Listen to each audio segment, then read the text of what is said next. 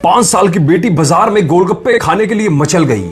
उसके पापा ने पूछा किस भाव में दिए भाई। गोलगप्पे वाले ने जवाब दिया 10 रुपए के 8 दिए हैं। पापा को मालूम नहीं था गोलगप्पे इतने महंगे हो गए हैं। जब वे खाया करते थे तो तब 1 रुपए के 10 मिला करते थे। पापा ने जेब में हाथ डाला, 15 रुपए बचे थे। बाकी रुपए घर की जरूरत का सामान लेने में खर्च हो गए थे। उनका गांव शहर से दूर है। 10 रुपए तो बस किराए में लग जाने हैं। नहीं भाई, 5 रुपए में 10 दे तो ठीक है, वरना नहीं लेने। यह सुनकर बेटी ने मुंह फुला लिया और अब चलो भी नहीं लेने इतने महंगे।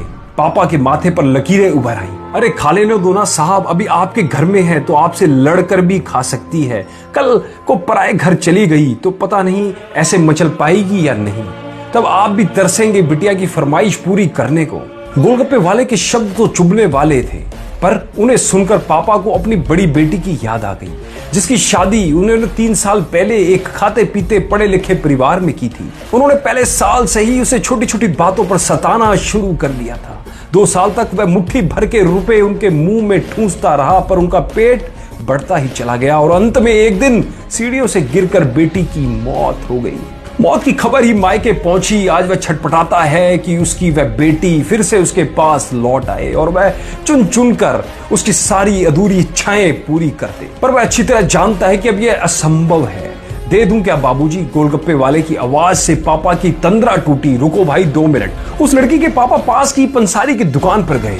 वहां जाकर जरूरत का सामान खरीदा था। खरीदी गई 5 किलो चीनी में से 1 किलो चीनी वापस की तो 40 रुपए जेब में बढ़ गए। फिर ठेले पर आकर पापा ने डबडबाई आंखें पोंछते हुए कहा, अब खिला दे भाई, हाँ तीखा जरा कम डालना, मेरी बिटिया बहुत नाजुक है। ये सुनकर 5 वर्ष की गुड़िया जैसे बेटे की आंखों में चमक सी आ गई और पापा का हाथ कसकर पकड़ लिया। जब तक बेटी हमारे घर है उनकी हर इच्छा जरूर पूरी करें। क्या पता आगे कोई इच्छा पूरी हो पाए या ना हो पाए। ये बेटियां भी कितनी अजीब होती है। जब ससुराल में होती है तब मायके जाने को तरसती है। सोचती है कि घर जाकर माँ को यह बताऊंगी, पापा से यह मांगूंगी, बहन से यह कहूंगी, भाई को सबक सिखाऊंगी और मौज मस्ती करूंगी। लेकिन जब सच में मायके जाती है तो एकदम शांत हो जाती है। किसी से कुछ भी नहीं बोलती, बस माँ बाप भाई बहन से गले मिलती है।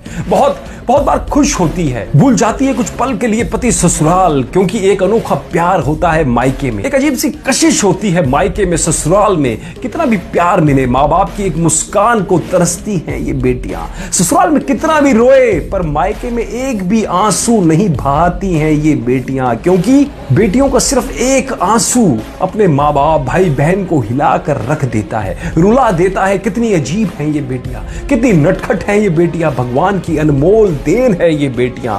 हो सके तो दोस्तों बेटियों को बहुत प्यार दें, उन्हें कभी भी ना रुलाएं, क्योंकि ये अनमोल बेटी 2 परिवार को जोड़ती है, 2 रिश्तों को साथ लाती है अपने प्यार और मुस्कान से। हम चाहते हैं कि सभी बेटियां खुश रहें हमेशा, भले ही वो मायके में हो या ससुराल में हो। खुशकिस्मत है वो जो बेटी के बाप हैं। उन्हें भरपूर प्यार दें, दुलार करें और यही व्यवहार अपनी पत्नी के साथ भी करें।